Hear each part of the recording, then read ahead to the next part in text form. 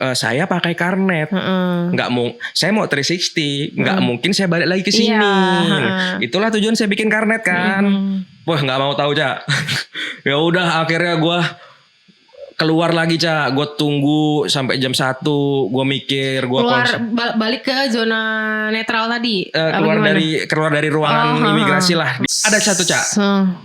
Jadi ada satu case di mana orang yang nggak tanya itu bolak-balik border berkali-kali hanya karena kekurangan berkas di border sebelumnya. Oh, jadi dia balik ke border sebelumnya? Kak Angga ini bisa dibilang salah satu Solored pertama yang terdokumentasi nggak bisa masuk menggunakan motor untuk berfoto di tip of Borneo. Bener apa enggak? Gue tuh pernah hampir mati Cak. Di salah satu sesi Solored gue selama inilah dari Sabang, Timur, Kalimantan, tapi gue nggak mau sebut nama daerahnya di mana. Dan ini adalah kejadian yang paling bikin yang bener-bener hampir merenggut nyawa gue. Jadi gue tuh pernah di satu daerah itu gue saking banyaknya hewan, gue tabrakan sama.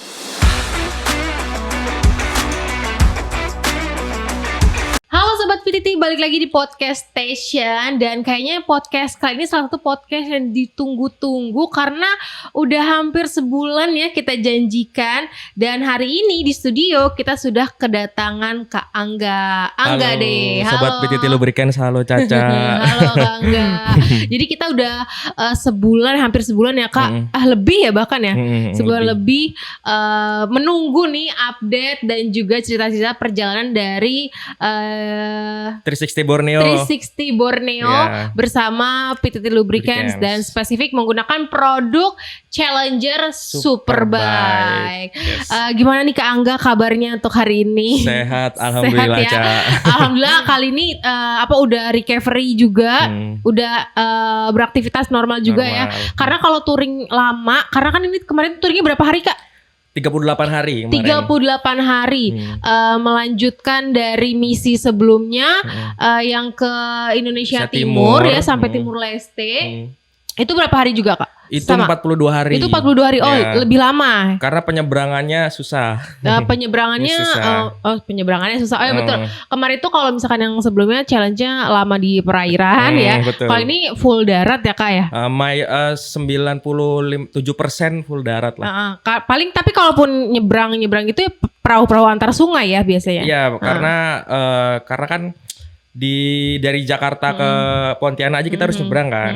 Nanti keluar dari Malaysia atau menuju Indonesia tuh kita harus nyebrang juga. Oke, ini kita mau dengerin cerita selengkap dari Dare to Challenge 360 Borneo bersama Angga D dengan PTT Challenger Superbike. Oke Kak, kan sebelumnya udah Sumatera nih ya, udah tuh finish lah sampai Sabang. Terus Timur Leste udah ya kan sampai pulau paling bawah Indonesia udah juga Rote ya betul, sampai titik 0 km juga.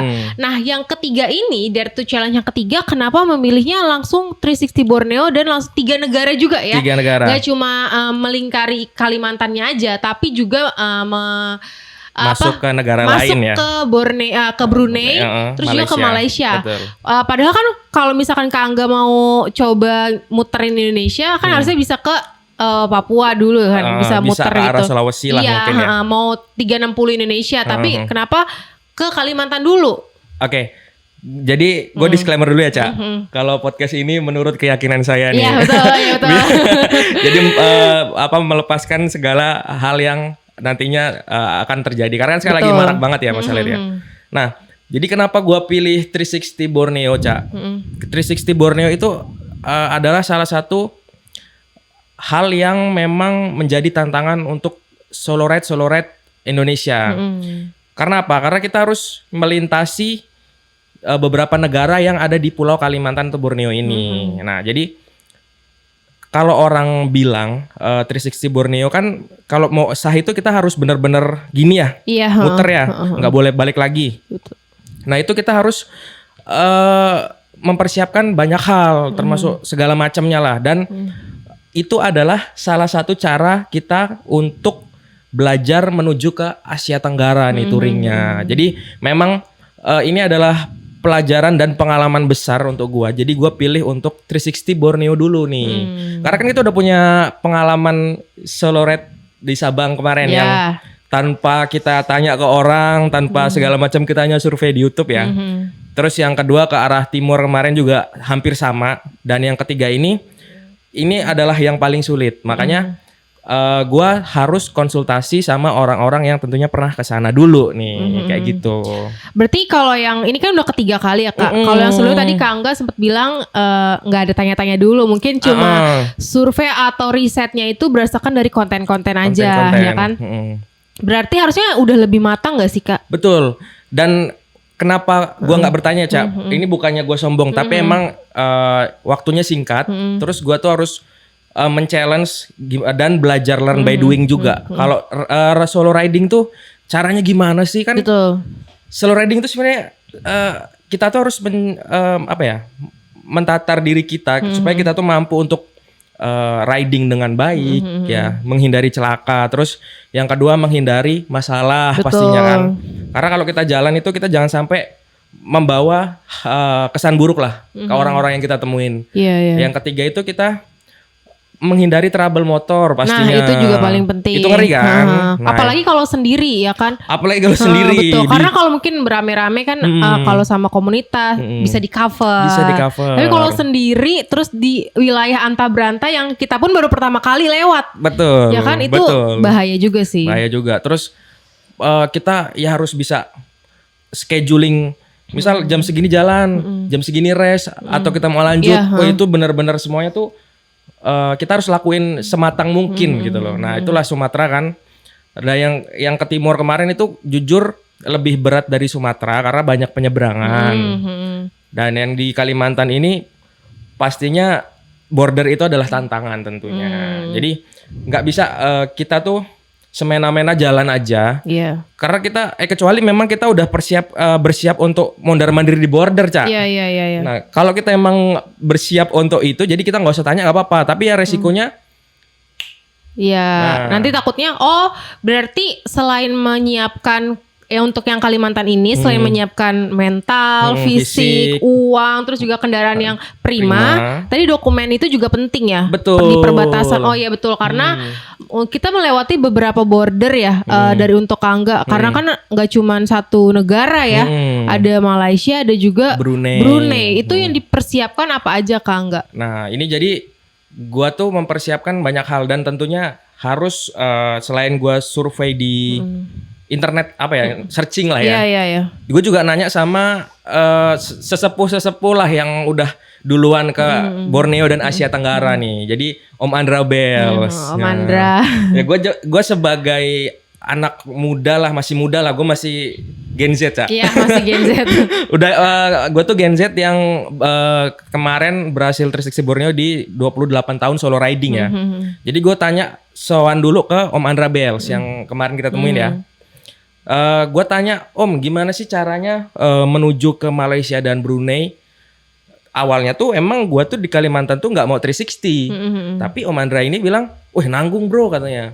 Kalau lu nggak 360 sayang, karena kalau Malaysia lu ngulang lagi bakal makan banyak waktu. Betul. Nah kalau mungkin nanti someday ke Timor Leste kan mungkin gue hanya tinggal nyebrang menuju ke Kupang ya. Ke Kupang gue dari Surabaya terus ke Kupang ke Dili masih oke lah. Nah kalau Kalimantan ini kelilingnya gede katanya. Mending lu persiapin biar sekalian masuk dan keluar ke dari Sabah itu ke Kalimantan Utara langsung. Jadi dokumennya itu yang gua tanya dan gua searching, yang pertama adalah tentunya SIM kita lah ya, SIM yang Indonesia yang berlaku, lalu STNK yang berlaku, BPKB, terus nanti setelah itu kita bikin karnet. Itu tadi kayak BPKB dan STNK dibawa fisiknya atau boleh fotokopinya Kak? Nah jadi untuk pembuatan karnet itu kita harus sediakan fisik dan fotokopi serta soft kopinya juga lah kita sediakan lah ya. Terus juga kita tuh butuh SIM internasional untuk buat karnet, Cak. walaupun sebenarnya SIM Indonesia itu udah berlaku di Asia Tenggara. Di negara tetangga. Tapi untuk pembuatan karnet ini yang gua alamin kemarin kita harus buat salah satu syaratnya harus punya SIM internasional. Betul. Karena kan untuk karnet ini bisa digunakan ke seluruh dunia kan. Iya betul. Ini mungkin buat sahabat PT yang nggak tahu karnet, boleh dijelasin nggak karnet itu? Oke. Karnet itu adalah paspor motor, Cak. Istilahnya lah ya. Kalau manusia itu untuk masuk ke negara lain kan butuh paspor. Paspor juga. Jadi kalau kita bawa kendaraan pribadi mau motor ataupun mobil harus ada karnet tadi. Betul. Dan karnet ini adalah dokumen juga yang harus dimiliki oleh orang-orang yang ingin balap ke luar negeri. Ya, jadi unit motornya itu harus punya karnet juga. Nah, jadi kayak gitu. Terus juga untuk tadi karnet itu sampai Kak Angga melengkapi dokumen-dokumen yang akan dibutuhkan nanti di border, berapa lama prosesnya? Jadi gua tuh ngurusnya tuh 2 bulan sebelum gua jalan aja. Udah benar-benar sematang itu ya berarti ya persiapan. Nggak bisa yang hamin 2 minggu mau berangkat baru gedebak-gedebuk, nggak bisa ya Kak? Karena emang kita tuh harus konsultasi sama Ibu Patricia ya yang untuk di Ikatan Motor Indonesia. Nah, jadi karnet ini buatnya di Ikatan Motor Indonesia. Nah, jadi kalau SIM internasional kita buatnya di Korlantas Polri ya, yang di mana ya? Cawang atau di mana tuh ya? Nah, kalau misalnya karnet ini di IMI. Jangan lupa juga paspor. Kita butuh paspor ya, jangan lupa juga pasti, ya. Nah, jadi setelah kita punya paspor, terus punya SIM internasional sama STNK dengan pajak hidup, BPKB. Nah, kita baru bisa ajuin karnet ini. Dan untuk karnet ini tuh terakhir yang gua update ya, harganya itu dia ada yang 5 lembar, 10 lembar, 25 lembar, Cak. Perbedaannya? Jadi kalau misalnya kita 1 lembar itu, misalnya kita mau masuk Malaysia nih, border Indonesia sobek setengah lembar, bagian ekspor, nanti di Malaysia itu sobek bagian importnya, jadi 1 lembar. Jadi setiap kita keluar masuk negara itu, setiap kita masuk negara, masuk dari Indonesia Malaysia itu sobek selembar. Nanti Malaysia ke Sarawak ke Sabah sobek 1 lembar lagi. Nah, kayak gitu. Jadi kayak ada limitnya gitu ya. Yes. Jadi sebenarnya 10 lembar itu kata Om Andra cukup untuk ke Asia Tenggara lah ya. Nah, jadi gua karena yang 5 lembar itu nggak ready, itu gua ambil 10 lembar. Dan harga karnet terakhir gua update itu kemarin untuk yang 10 lembar itu 4 juta, Cak. 4 juta. Itu yang 10 lembar. 10 lembar. Nah, kalau misalnya untuk yang 25 lembar untuk yang keliling dunia itu 6 juta. Nah, jadi kalau 5 lembar itu kalau nggak salah 3 juta atau 2 juta ya kalau nggak salah ya antara itu ya. Nah, jadi kita harus setelah dokumen kita lengkap untuk pengajuan karnet, kita harus bayar uang untuk ngurus karnet itu. Dan katanya Indonesia tuh termasuk murah loh karnetnya. Untuk birokrasi pengurusan karnetnya itu. Kak, aku pengen tahu deh. Kalau misalkan tadi kan dia yang 5 lembar, 10 lembar. Kalau misalkan tinggal selembar 2 lembar nih Kak, itu berarti udah nggak bisa ke negara lain ya? Berarti mungkin kita udah harus waktunya pulang apa bisa diurus di negara tersebut? Kita mungkin harus konsultasi lagi lah sama orang IMI, nggak tahu ya. Kayaknya mungkin kita harus konsultasi juga ke IMI untuk ngurus lembaran yang kurang. Karena kan banyak banget overland Indonesia yang bertahun-tahun di luar negeri sampai berbulan-bulan gitu. Yang sampai bertahun-tahun, Cak. Bertahun-tahun iya, bertahun-tahun juga banyak ya. Jadi mereka tuh mungkin pulang untuk mengurus sisa lembar karet yang kurang gitu. Jadi untuk karnet itu dia agak lebih rumit. Tapi memang Indonesia itu beruntung punya karnet dan karnet kita tuh nggak terlalu mahal. Karena apa? Buku karnet itu bukan Indonesia yang buat. Itu dari FIA Prancis. Jadi kita langsung beli bukunya di sana. Di IMI itu beli bukunya di sana dan dibawa masuk ke Indonesia untuk buat karnet itu. Jadi prosesnya pun makanya karnet itu penting karena emang dokumennya sekuat itu ya Kak ya. Betul. Gak cuma di Asia aja tapi juga bisa ke seluruh dunia. Jadi termasuk kemarin mungkin ada kalau misalnya Sobat Piti lihat di sosial media ada juga kan orang yang naik motor ke Mekah. Itu berarti karnetnya bisa berlembar-lembar ya? Mungkin 25 lembar cukup, Cak. Ya. Karena kan kayaknya dia itu lewat 12 negara atau kalau nggak salah sekitaran itu ya lah ya. Jadi mungkin 25 lembar cukup sih. Jadi itu ya dokumen itu penting kalau misalkan Sobat Piti mau coba riding ke beberapa negara ya. Dan tadi ngurusnya bisa di IMI itu. Ikatan Motor Indonesia. Ikatan Motor Indonesia. Dan oh ya Kak, itu untuk kalau mau ngurus karnet IMI gak harus kita join komunitas tertentu kan. Misalkan aku independen gitu. Bisa langsung juga urus. Atau Bisa. sebaiknya cuma anak komunitas doang. Kita independen bisa, tapi kita bikin kartu member IMI. Jadi kita bikin kartu member IMI itu di aplikasi Gaspol IMI ya. Oh iya. Kita daftar member, mau yang member biasa atau platinum kalau nggak salah ya. Jadi kita bisa, yang penting kita udah daftar member itu. Oh, jadi bisa dibantu sama IMI. Betul. Dan juga kita harus deposit 25% dari harga kendaraan kita, Cak. Oh gitu. Iya. Itu berlaku untuk semua unit. Yes, mobil, motor. Oh. Pokoknya selama kita pegang karnet, kita tuh harus deposit 25% untuk kendaraan kita tentunya. Nanti ketika kita udah pulang ke Indonesia akan dikembalikan. Betul. Oh gitu. Kenapa harus deposit? Kenapa? Karena mungkin di internasional tuh banyak banget kendaraan yang dijual di luar negeri ya. Kayak mungkin misalnya dia touring bawa motor terus balik naik pesawat, dijual di sana, atau mungkin unit-unitnya dimasukin ke negara lain. Nah, jadi itu untuk mencegah unit kita itu dijual di luar negeri. Oh iya betul. Jadi itu salah satu regulasi atau kebijakan yang ditentukan kalau misalkan kita mau membuat karnet. Terus selain itu Kak, ada kendala lagi nggak selama pengurusan dokumen atau mungkin kendalanya itu pas udah di sana? Pas di bordernya itu kan lewati beberapa ya. Yang paling rumit di mana, yang regulasinya paling kayak nggak jelas nih, gue dibikin mondar-mandir. Itu di mana kayak dirasain? Nah, jadi gue kan setelah ketemu Oman Rabels tuh gue diteleponin tuh sama teman-teman rider yang ada di Kalimantan Barat, Malaysia sama Brunei sama Om Andra ya. Baru setelah itu gue sampai Pontianak, gue dihubungkan dengan Om Yardi. Nah jadi Om Yardi ini, beliau itu adalah salah satu orang yang jangan ditanya udah keliling Borneo itu berapa kali lah. Mungkin 360-nya nggak tahu gue udah berapa kali juga. Karena mungkin kayak kita dari sini ke puncak aja gitu loh. Iya. Dia tuh stay-nya di Pontianak, Kalimantan Barat. Jadi memang akamsi gitu ya. Iya, tapi akamsinya tuh mungkin dari sini ke Sabang gitu. Karena kan panjang banget ya Kalimantan ya. Nah, jadi beliau itu adalah salah satu yang menurut gua sesepuh untuk membimbing gua di 360 Borneo ini. Nah, jadi setelah gua ketemu sama Om Yardi, gua konsultasi banyak hal.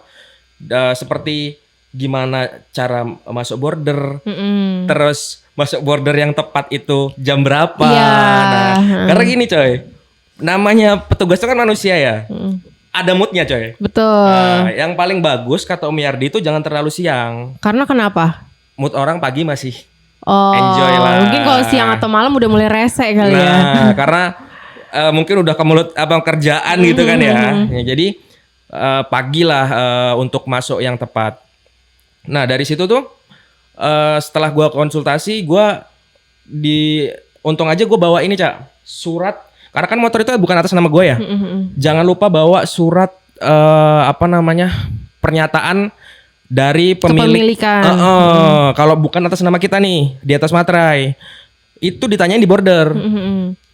Oh, jadi yang unit yang Kak Angga pakai ini kebetulan bukan atas nama gue kan. Jadi tetap pokoknya itu harus ada pernyataan itu milik siapa, ada tanda tangannya, materainya jelas gitu. Iya. Terus kalau misalkan di border itu dibutuhin ini nggak sih Kak? Kan kita kan berarti dari negara orang ya. Terus kan mereka belum tentu mau menanggung jawab kalau misalkan kita ada kendala kesehatan atau ada penyakit bawaan. Harus nggak ada surat keterangan sehat? Dimintain nggak? Mungkin beberapa border mintain ya. Tapi sih kemarin gue pengalaman enggak sih. Nah jadi kendala gue itu yang paling berat untuk di border itu sebenarnya waktu awal gue masuk itu. Nah, gue kan awalnya tuh mau dari Pontianak itu kan gue tembak Sambas ya. Dari Sambas tuh mau gue tembak ke border. Cuma karena hujan, gue kesorean lah. Di mana namanya di Sambas itu udah mau nyampe border lah. Nah kata Om Yardi, mending kamu nginap di Temajo, Nah Temajo itu adalah ekornya Kalimantan yang di bagian barat. Ya, jadi menghadapnya dia kayaknya ke Sumatera lah. Iya, ngadep ke Sumatera. Kalau Kalimantan Utara kan ngadapnya ke Sulawesi sana kan. Nah, jadi langsunglah gua menginap di Temajo untuk besok masuk ke bordernya aja. Nah, jadi itu adalah ya salah satu hal yang gua nggak pernah sangka ya gue bisa ke situ, Cak, karena nggak ada di rute gua. Akhirnya gue bisa sampai Temajo ke salah satu border yang belum dibuka. Nah, setelah gua nginap di sana, gua menuju ke border besoknya. Nah, di border itu, Cak, gua sampai di border Aruk itu jam 11 siang. Nah, enak banget, Cak, border Indonesia, Cak. Oh, mau kemana ini ceta dicop-cop karetnya. Itu yang ngomong orang masih Indonesia petugasnya. Masih Indonesia. Nah, di Indonesia itu kan kita sobek karet yang ekspor. Enak banget nih, cetet orang bea cukainya ngobrol, orang mana, orang ini mau kemana, mau 360 ya kan. Tugasnya pakai seragam apa sih, Kak? Nah, kayaknya kalau bea cukai kemarin seragam seragam orang bea coklat cukai gitu. kayaknya ya. Kayaknya sih ya. Gue Bukan lupa yang ingat. hijau. Nah, coba kalian lihat di video sebelum kita perjalanan kemarin nggak ada ya. Nah, terus setelah kita sah cop karnet, kita ke imigrasi. Kita cop paspor. Keluar dari Indonesia. Nah, udah kan mungkin itu proses setengah jam lah ya dengan perasaan yang riang. Wah, enak banget nih kan. Nah, begitu sampai masuk di border Malaysia, Cak. Kan itu kan border itu kan ini Indonesia zona netral kayaknya. Terus ini nggak langsung masuk ke Malaysia. Jadi kan nah pas begitu udah sampai di border Biawak, Indonesia Aruk namanya, Malaysia Biawak kan. Itu gua ngurus ini dulu apa namanya bea cukai apa custom lah namanya di sana ya untuk karnet. Enak tuh. Sorry, ini dulu cop paspor dulu. Nah, kalau masuk Malaysia itu kita perlu daftar Malaysia Digital Arrival Card. Itu aplikasi. Website. Oh, website. Jadi kemarin waktu sama Om Uas di podcast sebelumnya tuh gue udah terangin tuh cara masuknya lah. Nah, scan MDSC, terus cop paspor di imigrasi, terus gua ke bea cukai customnya di Biawak. Nah, setelah itu ini mau kemana? Mau ini 360. Kita bawa karnet. Oh, bawa karnet. Ceder. Gampang aja udah itu ya. Betul. Tapi setelah itu, coy. Apa? Gua disuruh ke salah satu tempat lah. Jadi untuk mengurus asuransi namanya itu apa ya?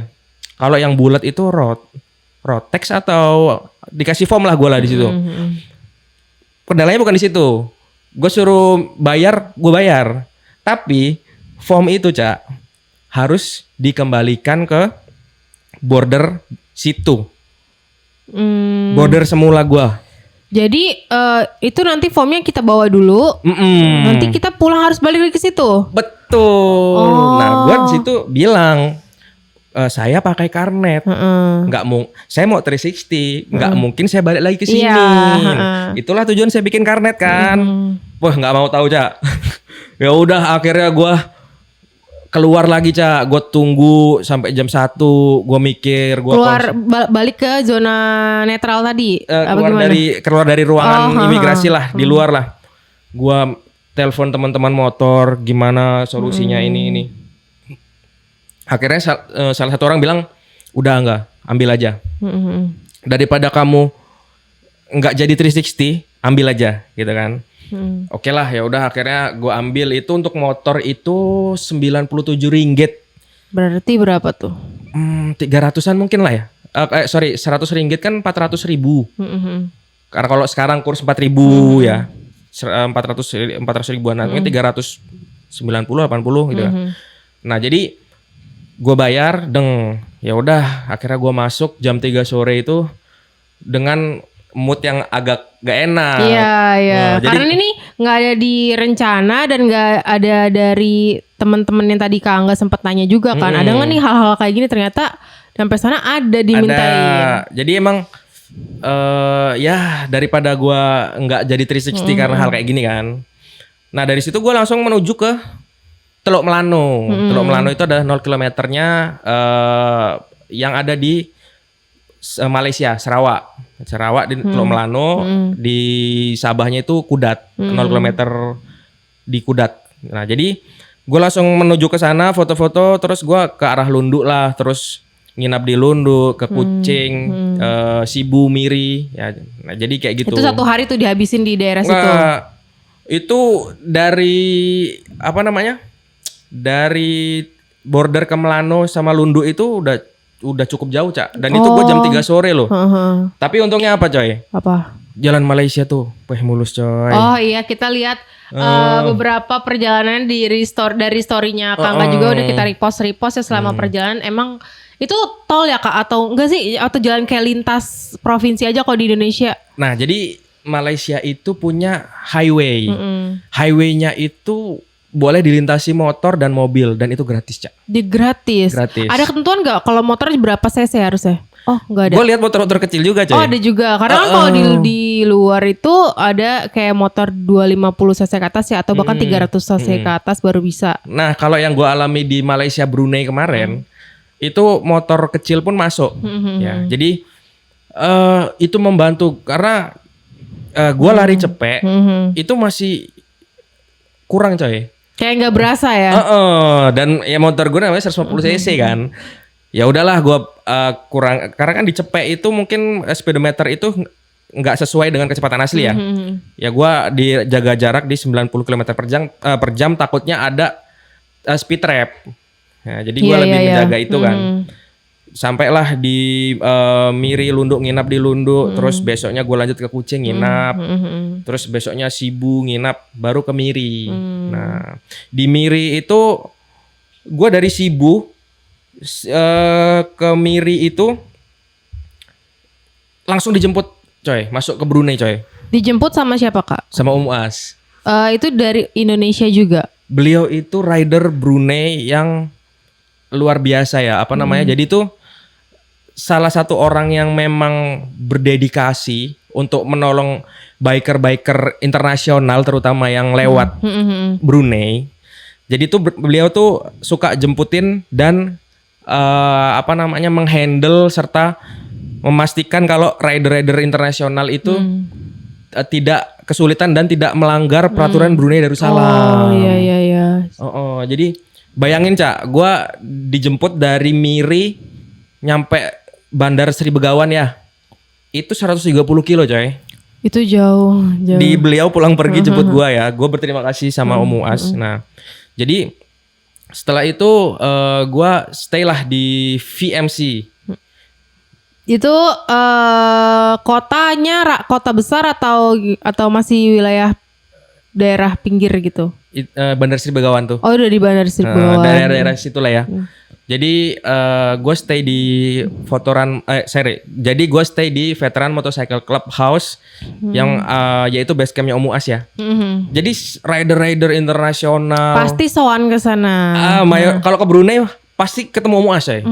Karena memang saking Om Muaz ini berdedikasinya ya. Jadi pasti kenemuin beliau terus nanya gimana caranya terus apa namanya Brunei ini apa yang nggak boleh dilakuin dan keluar dari Brunei nanti gimana kalau kita mau ke Sabah ya. Karena Sabah itu tentunya beda lagi nanti dari Sarawak. Nah Brunei ini kemarin jadi yang gue lewatin adalah salah satu negara yang tidak menggunakan karnet. Oh, dia nggak tidak butuh karnet gitu. Untuk kendaraan entry ke dalam ya, yang kemarin gue alami ya. Jadi untuk motor itu yang kemarin masih gratis, nggak tahu nantinya ya. Ketika kita mau ketika kita ada di border Sungai Tujuh. Itu perbatasan antara mana tuh Kak? Sarawak sama Brunei. Nah kita sobek karnet ekspor untuk di Sungai Tujuh itu. Nah kalau di Brunei itu kemarin ada ISS sama e-Arrival. Itu apa? Kita daftar situs website juga. Jadi ISS dan e-Arrival itu adalah data kendaraan dan data kita untuk masuk ke Brunei. Jadi udah terdaftarnya di website itu aja. Jadi nggak perlu kayak sesuatu yang birokrasi fisik-fisik kayak tadi itu mereka udah nggak perlu. Udah lebih maju lah. Iya. Ya harusnya sih seperti itu ya. Jadi riders tuh nggak perlu bawa berkas gitu loh, fisik gitu. Jadi itu lebih ramah nggak orang-orangnya pas masuk border itu? Atau sama aja gitu? Jadi gini sih Cak, namanya border itu kan pintu pertama negara Iya menyaring betul. orang yang masuk ya. Mhm. Tergantung mood dan apa yang namanya pembawaan kita sih Betul, sebenarnya ya kan. betul. Kalau dia moodnya bagus, ya oke-oke aja. Dan kalau pembawaan kita nggak enak ya mungkin nggak oke juga dia Tapi kan kan. mungkin mereka harus tegas karena tuntutan pekerjaan mereka juga resikonya juga tinggi ya. Nggak mungkin orang yang bertugas di perbatasan orang yang kelemar-kelemer, yang hahahe cengengesan. Kalau kayak gitu siapa aja bisa masuk ke negaranya. Nah, jadi karena pintu pertama ya jadi tergantung situasi dan kondisi lah. Nah, jadi kalau Brunei itu sebenarnya kita masuk enternya itu kalau kita nggak ada temen Cak, kita itu harus menyediakan uang yang cukup tinggi. Untuk apa Kak tapi? Untuk menjamin kalau kita di sana tuh wisatawan bukan cari kerja. Oh iya betul. Jadi kayak seolah-olah kita emang turis yang mau liburan ibaratnya gitu. Betul. Nah, karena kemarin ada Om Uas di situ. Jadi Om Uas yang menjamin. Ini teman saya masuk nginap di rumah saya gini. Oke lah enak masuk. Itu yang zero yang nggak ada tantangan. Nggak ada drama ya gitu. Karena langsung dibimbing sama Om Uas kan. Nah, terus abis itu nanti nih setelah Brunei keliling Bandara Seri Begawan ke jembatan terpanjang di Asia Tenggara, itu kita keluar ke arah Lawas kalau nggak salah Lawas Malaysia ya. Nanti ada border di situ. Berarti itu Kak Angga mau masuk ke Malaysia lagi? Jadi Sarawak, Brunei, Sabah, Malaysia. Nah, jadi mau ke Sabah itu nanti kita keluar Brunei, scan barcode ISS dan e-arrival tadi. Tetap cop paspor tetap ya. Di masuk Brunei keluar Brunei tetap cop paspor ya. Nah, setelah itu nanti masuk di border Lawas, itu kita sobek karet yang impor. Karena kan ekspornya di Sarawak kan. Ekspornya di Sabah karena Brunei nggak perlu karnet. Iya. Ini gue diajarin Om Uas. Biar kamu nggak muter-muter, biar kamu nggak balik-balik Jadi kayak ini gitu. salah satunya emang kita selain cuma riset dari internet, kalau bisa harus kita ada kontak orang sana yang bisa membantu membimbing kita soal dokumen tadi. Jadi kita nggak dibikin bingung. Betul. Atau nggak dibikin diakal-akalin lah sama orang sana. Kalau misalkan kita datang cuman kosong nih nggak tahu harus ngapain apa aja. Kan nurut-nurut aja misalkan tadi kayak dimintain sekian ringgit apa, kalau kita nggak ngerti kayak tadi ke Angga, aduh bayar apa enggak nih, bayar apa enggak. Itu juga penting ya. Terus Kak, jadi ya ketika kita ada satu Cak. Jadi ada satu case di mana orang yang nggak tanya itu bolak-balik border berkali-kali hanya karena kekurangan berkas di border sebelumnya. Oh, jadi dia balik ke border sebelumnya? Dan itu nggak cuma 2 kali 3 kali, Cak. Ada beberapa riders. Maksudnya bolak-baliknya itu. Makanya itulah gua itu tanya karena saking agak rumit sedikit lah. Mungkin serumit banget kalau gua nggak tanya, rumit banget ya. Jadi Om Yardi yang mastiin gua nyampe Brunei dengan oke. Nanti diserahin ke Om Uas. Om Uas itu nganter gua setelah jemput gua tadi, nganter gua sampai ke perbatasan Sabah Sarawak, coy. Dia juga memastikan gua di border keluar dengan border Brunei sampai di Sabah keluar dengan aman. Nah, tadi kan di Brunei tadi di Lawas tadi sobek impor. Itu masih Sarawak. Keluar Brunei itu masih Sarawak. Kita menuju ke Sabah. Nah, sebelum kita masuk ke Sarawak Sabah itu, kita harus buat Malaysia Digital Malaysia Digital Arrival Card tadi yang kita sebelum masuk ya. Kita buat baru. Tadi, karena yang sebelumnya tuh hangus. Kalian bisa cek di podcast saja. Nah, kita scan. Setelah kita sampai di perbatasan Sarawak Sabah, kita cop paspor, Cak. Cop paspor lagi. Kenapa ya, Kak? Kan padahal itu kan sama-sama Malaysia. Nah, karena yang sepengetahuan gue ya, mereka itu negara konsepnya negara bagian. Jadi kayak kita kan mungkin provinsi ya. Nah, gue juga nggak tahu. Gue kira itu provinsi Sarawak. Jadi kayak kita cuma dari Surabaya ke Semarang, harusnya kan kayak gitu ya. Nah, mereka tuh punya regulasi masing-masing. Cop di Sarawak, cop di Sabah, tapi sebelah-sebelahan gitu, coy. Jadi kayak jendela.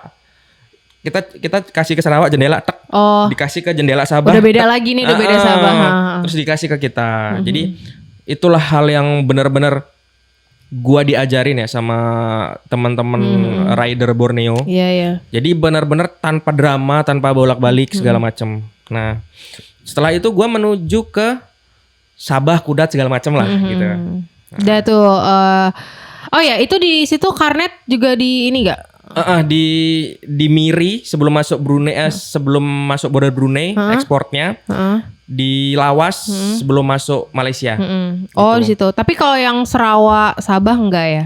Sabah enggak? Enggak. Cuman tadi paspornya aja yang dicap gitu. Yes. Jadi udah 2 lembar nih kepake karetnya. Ya, menarik. Soalnya kayaknya kalau misalkan enggak sematang itu, terus juga tadi dibantu sama Om Muas juga, mungkin Kak Angga bisa ada drama, entah ternyata di sana belum dicap apa-apa, itu pasti terjadi. Kemungkinan besar pasti terjadi. Pasti terjadi. Berarti itu Om Muas nganter sampai border Sabah. Sarawak Sabah. Dan itu jauh coy. Dan itu jauh ya. Ya dia dijemput gue di sini, antar gue di sini kotanya kan, kata gue. Oh, terima kasih ya Om Muas sudah membantu Kak Angga sampai bisa pulang ke Indo. Tapi mungkin kalau saat itu ada drama, mungkin Kak Angga mungkin bisa aja udah nyerah. Udah deh balik lagi aja ke Indonesia, terlalu ribet ya. Karena kan kita ngejar waktu kan. Betul. Dan 360 Borneo itu luas banget. Dan oh ya Kak, 360 Borneo itu yang paling luas ngabisin interval perjalanan itu di Kalimantannya atau yang negara tangga kita antara Brunei dan Malaysia? Jadi gini Cak, negara kemarin kan 360 itu 7.300 ya. Kalau ditambah Jakarta kan 8.300. Kalau mungkin Indonesia sih kayaknya. Indonesia yang Kak Angga paling banyak paling panjangnya ya. Paling panjangnya. Karena emang Indonesia tuh kan di bawah luas banget ya. Betul. Mereka di atas cuman sepanjang gitu aja. Tapi itu Kak Angga selesaiin ya, yang 3 negara bagian itu. Semua selesai. Sampai di akhir perjalanan itu katanya ada kendala, salah satu Kak Angga nih bisa dibilang salah satu solo ride pertama yang terdokumentasi nggak bisa masuk menggunakan motor untuk berfoto di Tip of Borneo. Bener apa enggak? Betul Cak. Jadi kalau diceritain itu kalau gue orangnya terlalu Cak, mikirin mungkin sedih banget sih. Iya, karena kan udah jauh persiapannya segitu matanya. Itu kan salah satu tujuan ya Kak ya. Itu kalau boleh tahu itu di kota mana tuh Kak? Ya, jadi gue jelasin Cak, untuk Tip of Borneo itu kan tadi gue bilang Teluk Melano itu ekor. Kalau kepalanya itulah Tip of Borneo yang ngadep ke Sulawesi itu. Dia ngadep ke Filipina malah. Jambulnya di atasnya lagi. Oh iya. Jambulnya Kalimantan ya. Jadi dia tuh ada di Kudat, Simpang Mengayau. Karena kan tujuan sebenarnya gue ke Kudat itu sebenarnya ke Tip of Borneo itu kan. Karena kan itu adalah salah satu kebanggaan untuk seorang rider.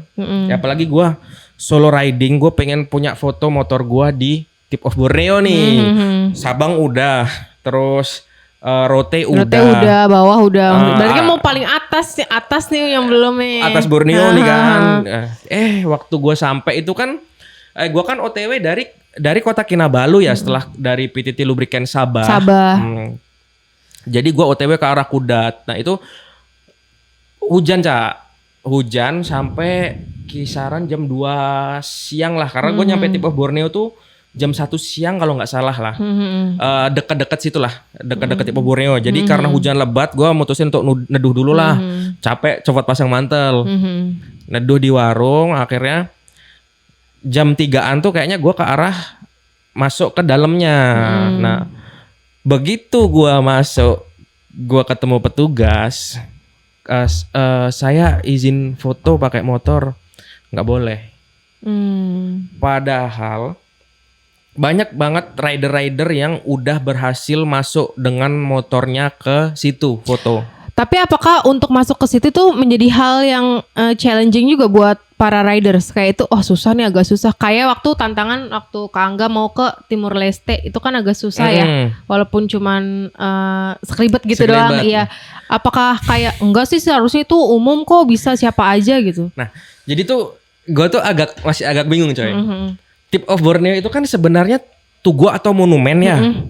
sama halnya seperti Tugu 0 km Sabang. Iya, Terus mungkin Tugu 0 km Jogja, tapi itu letaknya hanya untuk menunjukkan itu Tugu Penanda aja. sama kayak Tugu Katulistiwa. Bukan suatu bangunan yang harus dijaga banget. Nah, di situ gue tanya alasannya kenapa. Itu sama warga, sama petugas itu alasannya bervariasi, Cak.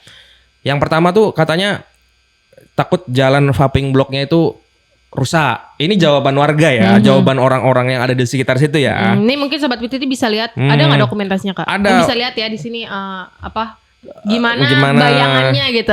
Jadi itu kan paving block takutnya rusak. Terus yang jawaban kedua juga ada denger gua tuh katanya tuh bekas langgar Buddha, tau nggak? Apa itu Kak? Langgar Buddha itu tabrak anak kecil di situnya. Jadi rider atau apa mobil nabrak anak kecil, jadi ditutup. Nah, yang versi ketiga ini itu dilarang sama Kementerian Pelancongan. Jadi di situ gua ini dong nggak boleh masuk di hari pertama kan. Akhirnya gua harus nginep di tip of Borneo nih karena waktu itu badai udah mau dateng. Kebetulan gue waktu sampai tip of Borneo itu badai Filipin terjadi di hari Senin dan gue sampainya di hari Selasa, Cak. Wah itu benar-benar salah satu badai yang besar yang gue hadapin ya. Karena di Filipin kan ada korban jiwa sebelumnya kan. Nah jadi gue stay 1 malam. Jam 4 atau jam 5 lah gue sampai penginapan deket situ. 1 kilo lah dari tip of Borneo. Gue nginep, gue lihat awan badai itu udah datang. Nah, kenapa gue tahu itu awan badai, coy? Kenapa? Karena gue 2000 kalau tak salah 2019 atau 2020 gue tuh kapal gue tuh karam di Kepulauan Seribu, coy. Jadi udah pernah ngerasain, jadi tahu ya tanda-tanda mau ada badai. Karena awan badai itu mesin mati, dihidupin nggak bisa, ditarik kapal nggak bisa karena putus talinya. Akhirnya nabrak karang, tenggelam. Ya, awan itulah yang menyebabkan sebelum badai itu datang, tandanya awan itu yang bergulung-gulung itu. Nah jadi, wah ini awan badai nih. Ya udah gue masuk ke bilik, di situ badainya besarnya jam 3 pagi, Cak, datang, Cak. Bergemuruh, Cak. Itu serta hujan ya, Kak? Hujan, angin, topan, semua pasir. Jadi kan gue stay di satu rumah yang muat satu bangunan yang muat satu kasur doang itu gitu loh. Itu semacam homestay, Kak. Tapi toiletnya di luar, terus gue satu rumah kecil yang kayak rumah-rumahan Barbie. Tapi itu ada tamu lain juga, Kak. Waktu malam itu ada. Itu kayak standing Cak, goboknya, Cak. Oh iya. Jam 3 pagi, Cak. Terus saking besarnya angin itu, terus dicampur hujan, segala macam. Itu selesai badai itu jam 12 siang, Cak. Lama juga ya. Iya, jadi nanti berhenti setengah jam. Jadi sepanjang sampai siang itu hujan, berhenti bentar hujan lagi gitu. Yang mayoritasnya angin kencangnya. Anginnya. Selesai itu jam 12 siang. Oh, hari ini gua harus masuk nih tip of Borneo. Ya kan? Gue coba lagi minta izin. Saya mau masuk, Kak, izin. Tetap nggak bisa dia. Wah, tetap kekeh. Itu petugasnya orang yang sama juga di hari-hari sebelumnya Kak nggak ketemu, apa beda? Mungkin ada yang beda nih sama petugasnya. Jadi saya minta tolong lah, Kak. Saya ini kesini tuh udah habis biaya yang mungkin bagi orang Malaysia ini sedikit, tapi bagi orang Indonesia ini banyak. Saya dari jauh, saya sendirian, gini. Masa iya sih nggak bisa loh. Ini kan bukan istana presiden atau mungkin bukan markas militer atau intelijen kan. Saya cuma hanya ingin foto sebentar aja. Nggak bisa, Kak, katanya. Ini adalah aturan dari Kementerian Pelancongan. Nah terus sebelum itu kan gue konsultasi ke warga juga kan. Sebenarnya warga itu kecewa, coy, sama peraturan itu. Karena apa? Kudat itu daya tariknya untuk rider itu adalah tip of Borneo. Tip of Borneo itu. Tapi kalau ditutup atau ada regulasi seperti itu jadinya tutup ya, mungkin orang jadi nggak berkunjung ke situ, terus perekonomian sekitar juga nggak hidup. Tuh, nah, jadi kata warga tuh gue tuh udah orang yang ke berapa puluh yang ngadu ke dia gitu loh. Oh iya. Yang paling sedih yang dari Eropa, Cak. Oh ada juga. Ada rider Eropa memohon juga tetap nggak boleh segala macam. Kalaupun kita lewat mana gitu area mana gitu sama orang lokal juga nggak bisa Kak, nggak bisa tembus ya? Yang terakhir itu bener-bener nggak bisa. Dari gua tuh jadi kena apesnya gitu, maksudnya kayak di waktu gua datang tuh bener-bener strict gitu loh. Nah kan akhirnya gua ngomong sama ini saya nyampe di sini di depan nih nggak ada tulisan apapun, nggak ada tugu, nggak ada apa, karena kan tugunya di dalam pagar, jalan lagi di dalam. Kalau aku foto di sini Kak, ini macam di rest area, macam di terminal. Apa yang mau aku dapat? Ya lah kalau misalnya nggak boleh masuk, sediainlah kami sini tulisan untuk wisatawan yang bawa motor, bawa mobil, betul. Biar adil kan. Atau enggak ya tadi aja salah satu kayak lane-nya dimajuin gitu. Nah, kalau nggak kasihlah kami tiket. Katanya kalau takut jalan rusak. Betul. Rp50, Rp100. Pasti orang mau. Apalagi bayar, tadi sampai ada yang Eropa tadi kan dari luar. 400.000 itu mungkin sekian persen dari ongkos perjalanan. Kecil itu. Maksudnya kan daripada kita harus someday kita balik lagi, modal lagi, bawa motor ini kan. Kita bayarlah Rp50-100 bilang ke Kementerian Pelancongan. Jangan kayak gini karena kasihan loh. Ini tuh salah satu daya tarik yang bikin perekonomian warga Simpang Mengayau jalan gitu kan. Nah, apalagi kita nih anak motor yang tentunya bukan datang nggak bawa duit coy. Betul. Pasti bawa duit, bukan yang wisatawan nggak bawa duit segala macem kan. Karena ongkosnya pasti mahal gitu kan. Terus akhirnya di situ sebenarnya warga lokal nggak terima, tapi udah biarin aja. Mereka udah bantu izin, berganti-gantian izin, nelpon tolong. Ya. Itulah baiknya warga lokal ya di Simpang Mengayau. Ya udah, akhirnya di situ gua foto tanpa motor gua sampai 1 jam 2 jam lah, badai datang lagi Cak. Nah, jadi memang setelah itu gue pulang ke bilik lagi karena gue masih penasaran. Ini kalau sampai ketiga kali gue coba izin nggak dikasih, ya udah gue pulang. Gue lanjutin ke tempat yang lain. Udah skip aja gitu. Karena habis waktu. Nah, jadi di esok pagi-pagi sekali, gue datang ke sana itu jam 7 atau jam 6 antara dekat-dekat itulah, pagi lah. Gua tungguin, tak adalah orang yang jaga sampai jam. Gua ke dalam ngedrone segala macam, cuaca udah baik semua kan. Oh, ngedrone tapi masih bisa Kak? Boleh ngedrone di sana. Kelihatan tapi. Karena tip of Borneo itu kan tugu bulat, yang asli jambul ujung pulau Borneo itu kan mungkin kisaran 50 meter jalan ke sana lagi. Itu bener-bener jambulnya Cak. Jambulnya Pulau Borneo yang asli. Itu batu-batu hitam. Ya, kayak karang gitu. Nah, jadi gue bilang kayak gini, itu kan pagar gak dikunci ya Cak. Iya. Itu kalau gue nakal, gue bisa aja buka pagar itu, bawa masuk motor gue. Bisanya nyelonong bentar bisa. gitu. Cuma gini Cak, itu bukan negara gue. Gue di situ tamu. Menurut keyakinan gue ya, gak layak kalau gue itu masuk ke dalam tanpa seizin tuan rumah. Betul. Karena gue maunya tuh gue datang baik-baik, izin baik-baik, diterima baik-baik gitu. Gue tungguin sampai jam 8, sampai bisa aja gue buka. Cuma gue bukan orang, gue nggak mau lah nanti jadi stigma negatif. Oh ini nih pelancong dari negara kita nih. Nanti yang kena seluruh rakyat Indonesia dijudge yang sama.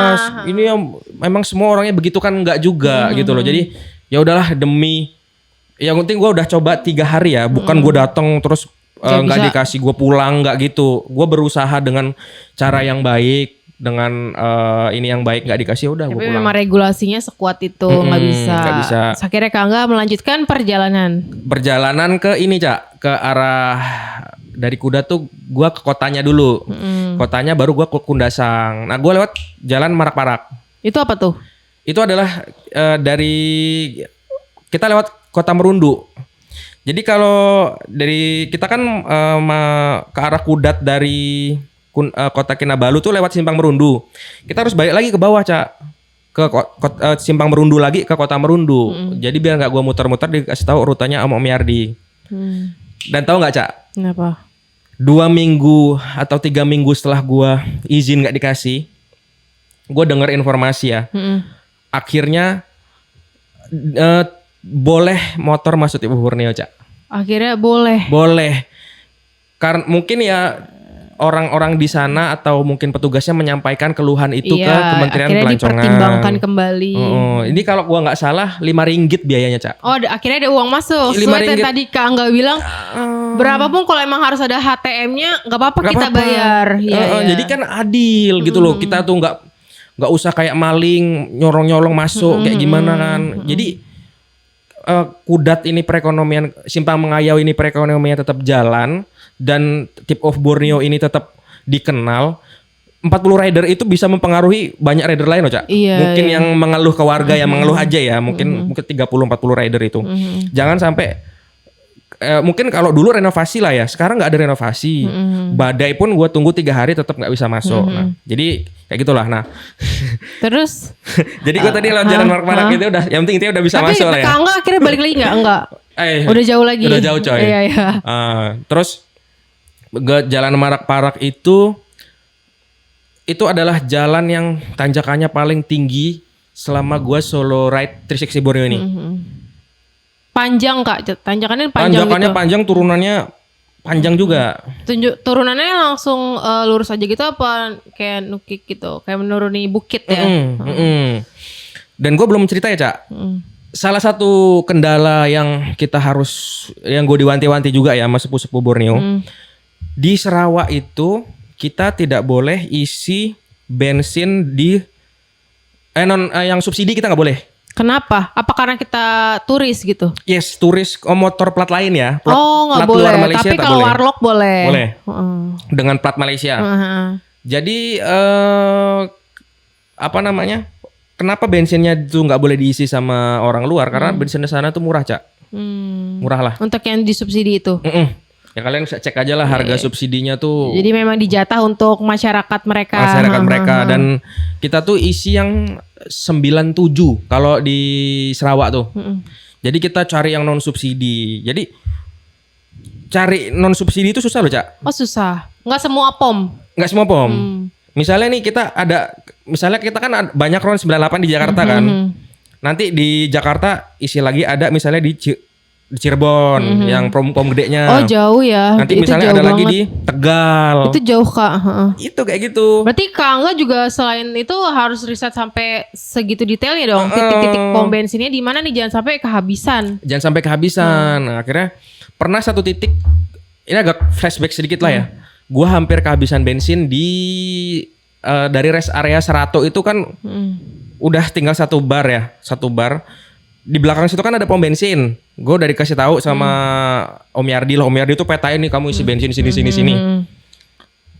Jam gue makan lah tuh ayam golek yang segala macam kan. Ayam golek tau kan? Tahu. Muter ke belakang jam 5 sore apa maghrib itu pom bensin tutup, Cak. Udah tutup atau emang lagi tutup? Tutup, udah beres-beres petugasnya. Aduh. Oh jadi nggak 24 jam? Ada yang nggak 24 jam. Karena kalau Serato itu mungkin enggak di tengah-tengah, ini kota dia tengah-tengahnya gitu loh. Jadi enggak ada yang enggak 24 jam pom bensinnya. Waduh, kataku ini ke Sibu masih jauh nih, kataku kan. Ya udah akhirnya dengan bensin 1 bar itu dari Serato ke Sibu itu masih kisaran 80 90 kilo atau 100. Itu jauh banget Kak. Iya, koreksi ya kalau gue salah nanti gue tampilin. 80 90 100 antara itulah ya. Tinggal 1 bar itu. Tinggal 1 bar, coy. Kira itu berapa liter tuh Kak 1 bar? Mungkin kisaran 3 liter kalau motor gua ya. Mungkin ya kalau CB10R ya. Dan itu gua berharap-harap cemas, kedip, mana itu malam lagi, Cak. Gua bener gas langsung ngopling lepasin ya kan. Dengan pelan, abis itu gue ke arah Sibu itu kan gue lewat jalan kecil yang kampung ya. Ya gue cobalah isi bensin di pom swastanya. Tapi malam-malam berapa isi? Isilah penuh. Gak bisa nih katanya. Aduh Kak, tolong Kak ini. Kenapa nggak bisanya alasannya? Plat kita kan plat luar kan. Ini bukannya aku mau mencuri subsidi ya. Tapi memang benar-benar danger, darurat, coy. Kondisi darurat, coy. Bukannya aku meremehkan untuk isi bensinnya, bukannya gua meremehkan untuk isi bensin. Gua mau isi pom bensin udah tutup. Yang di Terus Serato. ketemu lagi jauh, takut nggak sampai. Udah mau hampir Sibu, 30 20 kilo sebelum Sibu. Wah dia nggak mau tahu Cak. Tolong Kak, aku bilang. Saya nih sini karena bensin habis, aku bilang kayak gitu kan. Dia nggak mau tahu Coy. Sana 20 kilo lagi. Akhirnya itu udah tinggal berapa liter dong harusnya? Mungkin setengah liter kali Cak. Gak tahu apa 1/4 liter lagi. Gue nggak tahu. Dibayar lebih pun nggak mau dia. Nggak mau. Itulah kalau misalnya Malaysia itu dia lebih taat aturan lah negaranya kan. Harusnya memang seperti itu. Harusnya memang seperti itu kan. Malaysia Brunei itu nggak bisa digoyangin nggak bisa pokoknya. digoyang. Jadi ya udah coy gue lewatin hutan-hutan. Tetap hutannya ada. Itu kalau nggak ada takut-takut, aduh mogok, nggak ada yang bantu dorong nih gitu. Takut pasti ada. Ya. Pasti ada. Waduh gue terus akhirnya jalan ke arah kota Sibuca. Akhirnya nyampe Sibuca. Gue nggak tahu itu.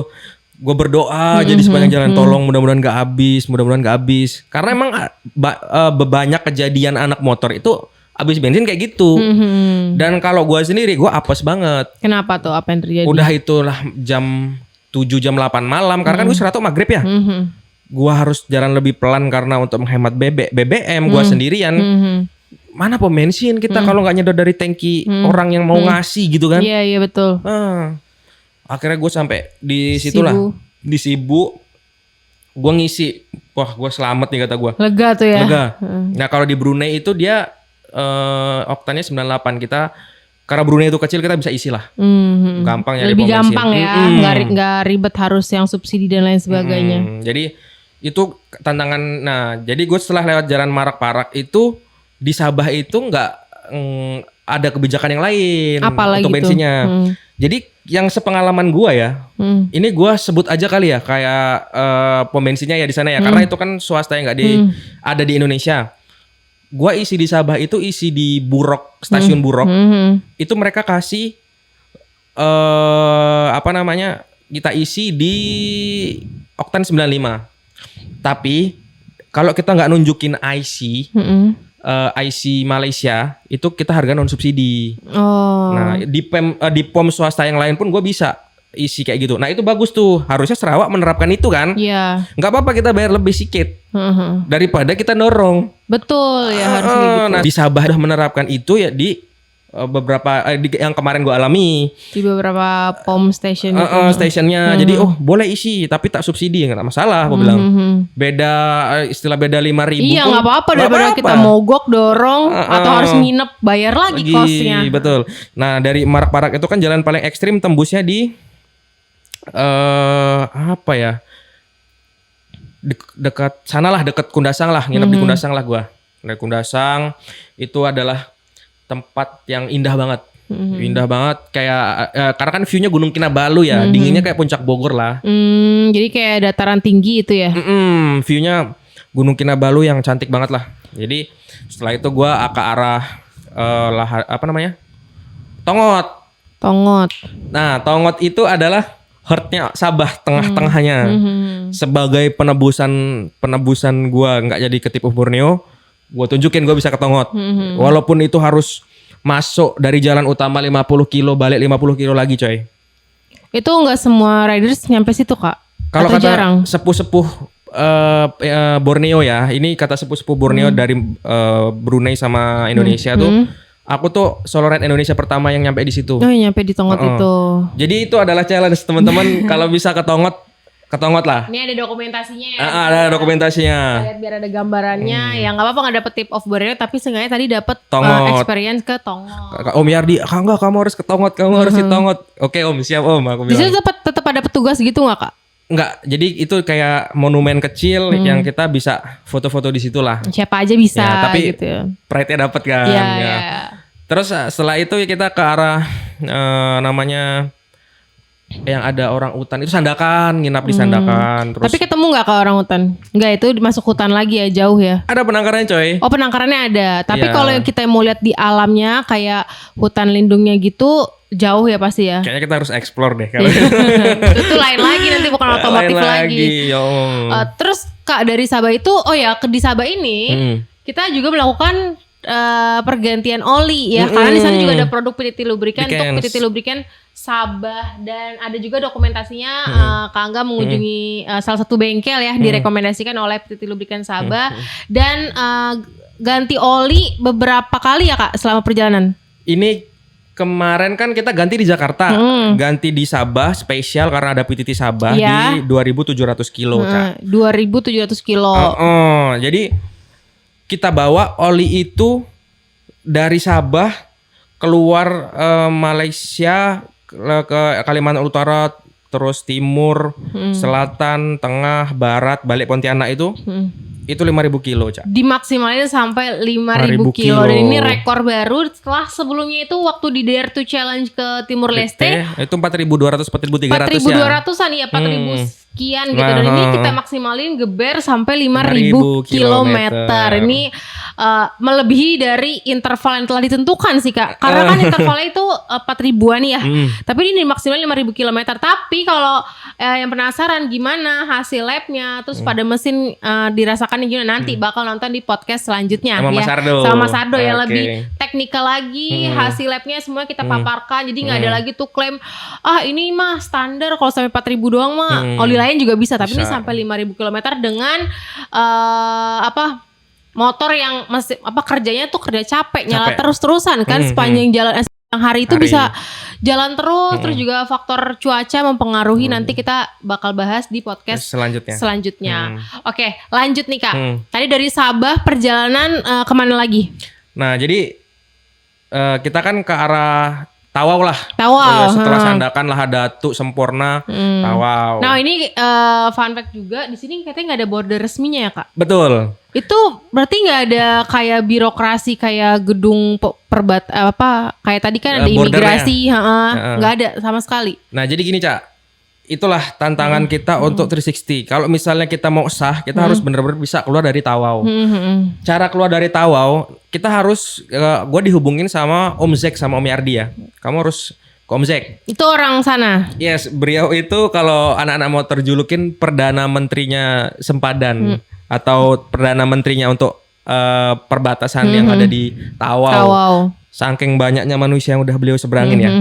Jadi gue dikasih tahu 3 cara yang yang 2 atau 3 lah cara yang bisa dilakukan untuk keluar dari Tawau ke Kalimantan Utara dengan karnet tentunya. Karnet ya, catat ya. Yang pertama tuh kita riding dari Tawau ke Kalabakan, habis itu keluar Seiular atau Simanggaris. Itu via jalur darat, Cak. Jadi yang pertama kita harus menyurati bagian apalah ya bahasanya, Kemenlu atau apalah ya di sana ya. Untuk minta izin kita keluar lewat jalur darat. Dan itu kemarin temen gue Cak, dia tembus.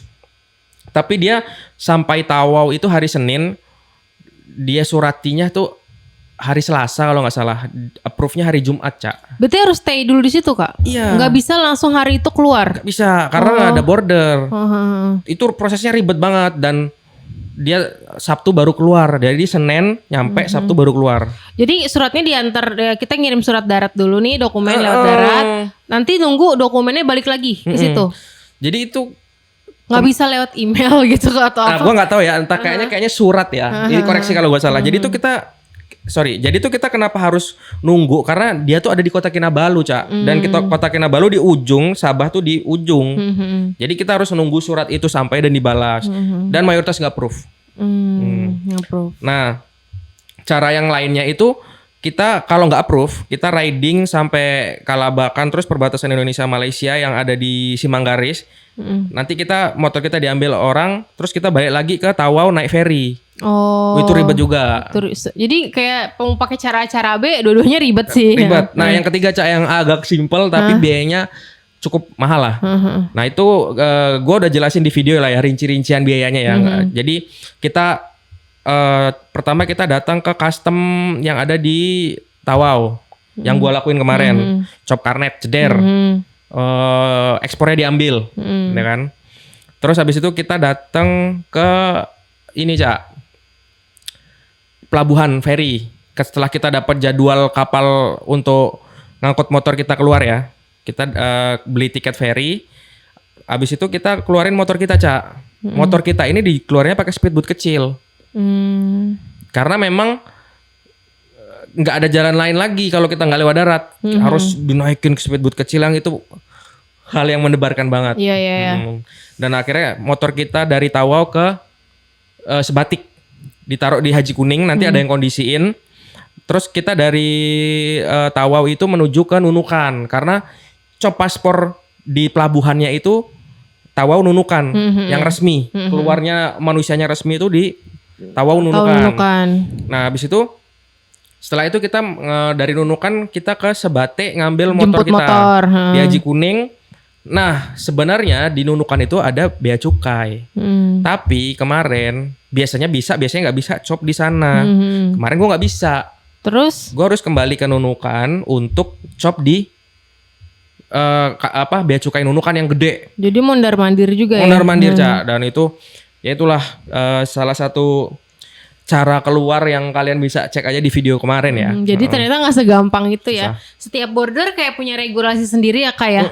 Walaupun misalkan kayak tadi sama-sama Malaysia, tapi cara di sini beda, cara di sini agak ribet. Terus di cara di sini lagi kayak tadi harus ada 3 cara alternatif, tinggal mau pilih aja yang mana. Terus kalau misalkan punya waktu lebih panjang, tadi yang tunggu suratnya nyampe ya kan.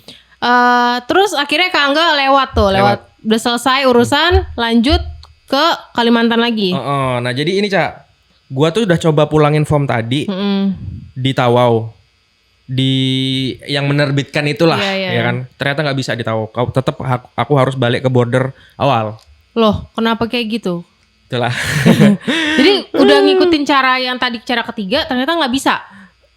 Kok kira kan tapi udah keluar uang lumayan. Itu hanya untuk ongkos keluar. Ferry-nya aja tadi. Seberang ferry segala macam, Cak. Nah, maksudnya aku jadi keluarin sia-sia dong.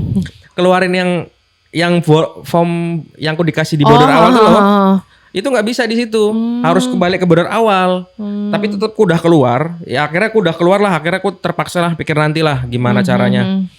Ya akhirnya aku udahlah dari Kalimantan Utara, Timur, Selatan, terus Tengah, Barat, Pontianak kan finishnya. Akhirnya keluar di Pontianak.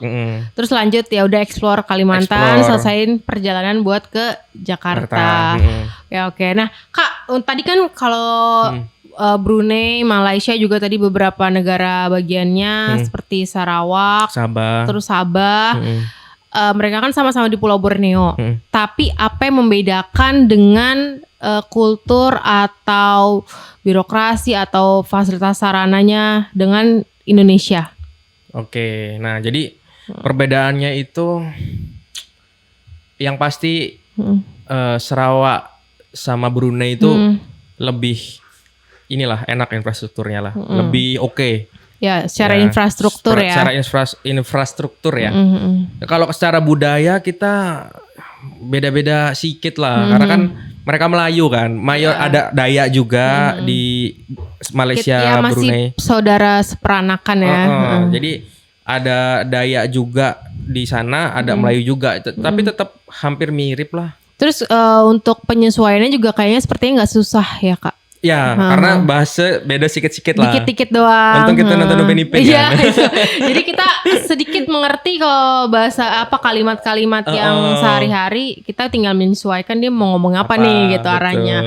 Terus selain itu apalagi Kak yang membedakan? Jadi adatnya kelihatan gak sih Kak bedanya kalau misalnya orang sini tuh di jalan cara berkendaranya nyelonong-nyelonong, tapi di sana tuh semua tertib misalnya aja ya. Tapi bener coy, gue tuh kaget ya.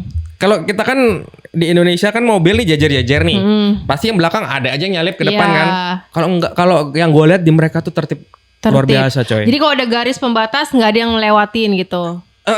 Yang gue lihat gini juga, ini walaupun ada 1-2, mungkin ada, tapi itu yang gue lihat sedikit banget.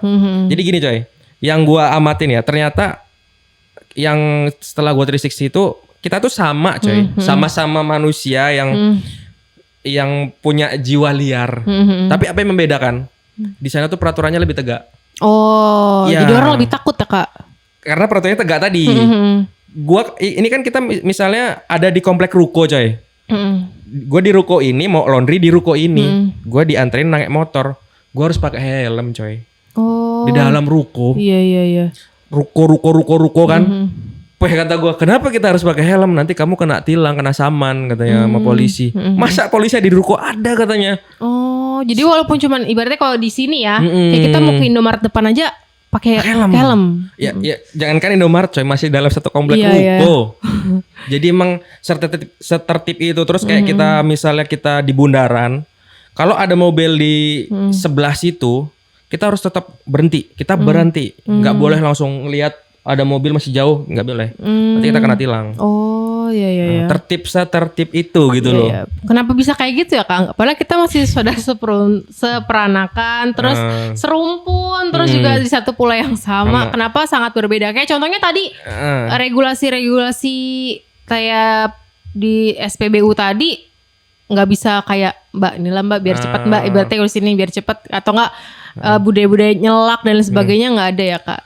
Nah kalau gue denger dari beberapa orang negara tetangga bilang tuh karena kita terlalu banyak manusia coy di Indonesia ini, jadi agak susah mengaturnya, jadi harus lebih effort.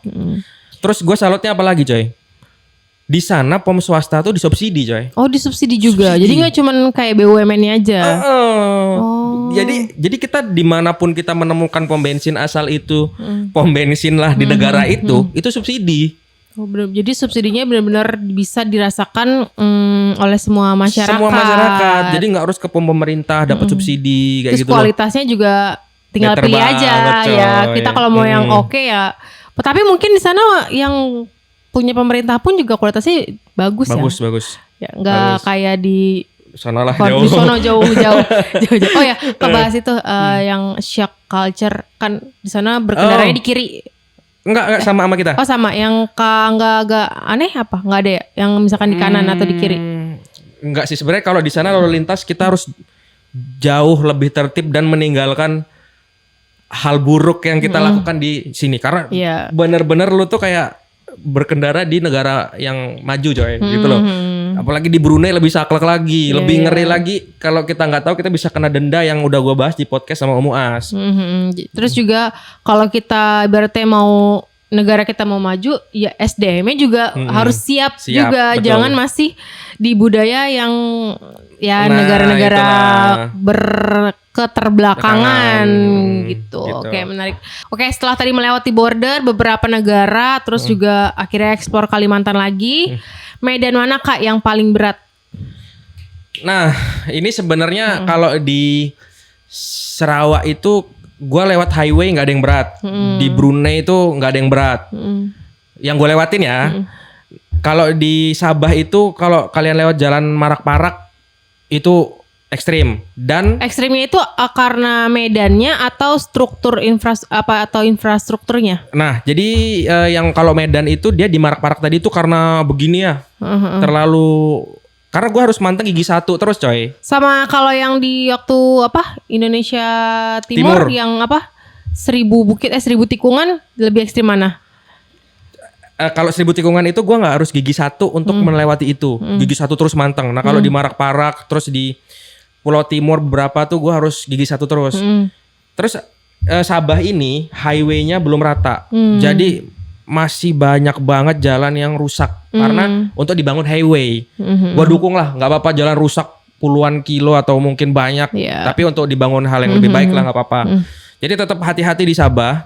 Lalu gue gak pernah ngerasain riding down dengan jalanan coy. Dan di Kalimantan Utara Timur itu gue down. Kenapa tuh Kak? Apa yang dirasakan? Karena waktu gue sampai di Turun Saya Ular, Malinau tuh jalur masih enak. Begitu gue melewati air masuk udah Kalimantan.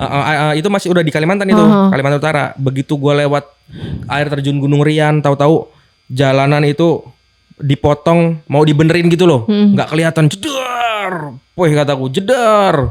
Sampai ada jalan letter L coy. Jadi gue nemuin satu jalan letter L coy. Itu kalau bener-bener letter L. Kayak gini. Jadi terus ini jembatan. Wih kataku mati orang. Kok nggak ada pelang atau sign apapun Kak? Yang gue ingat kemarin itu nggak ada ya pelangnya ya. Kata gue, kataku. Terus yang kedua itu di Kalimantan Utara, arah-arah Kelai. Jadi waktu gue di Kalimantan Utara itu gue ngelewatin medan yang kayak gini ya.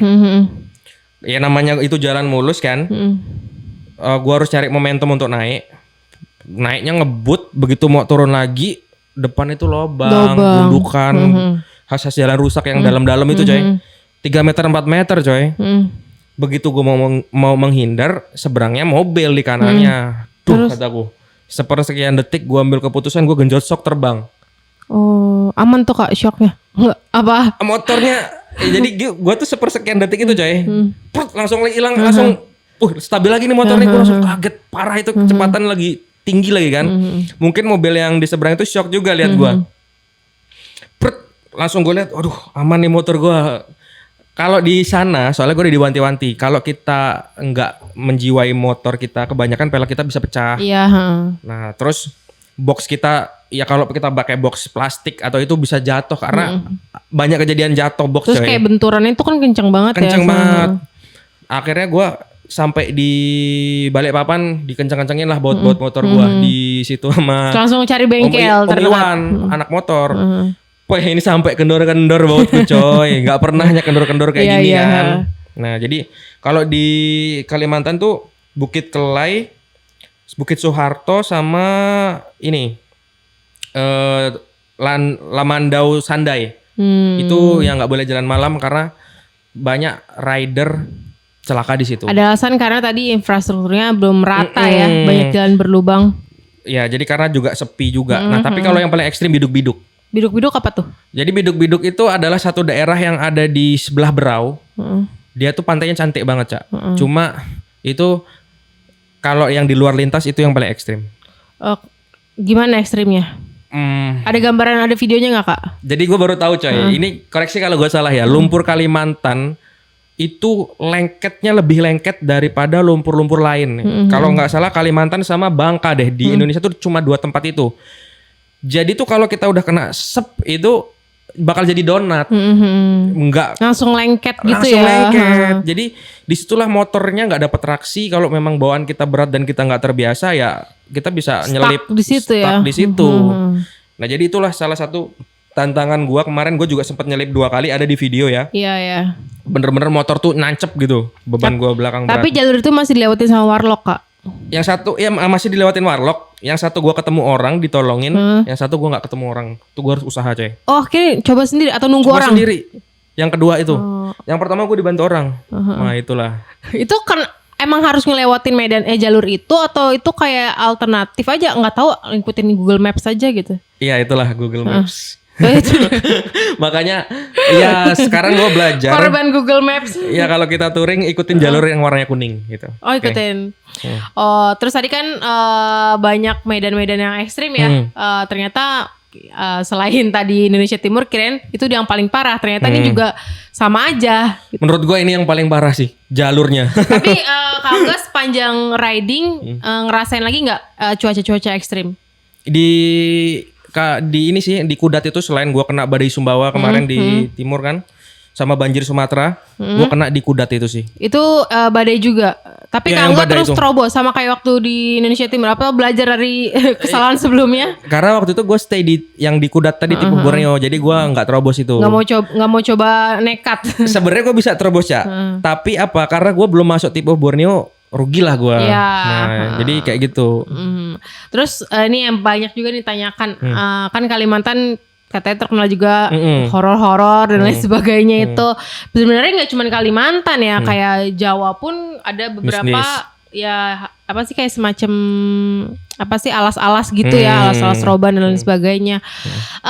Ada nggak Kak mau ketemu momen-momen horor misalnya pas Kak Angga ngelewatin yang kanan kirinya itu sawit, kosong atau perbukitan, ada ketemu atau itu cuman kayak enggak sih kayak cuman ngerasa sepi aja kosong gitu. Nah, gini Cak, gue mau disclaimer dulu ya. Gue tuh sebenarnya percaya, tapi gue tuh berusaha menyingkirkan logika mistika Cak.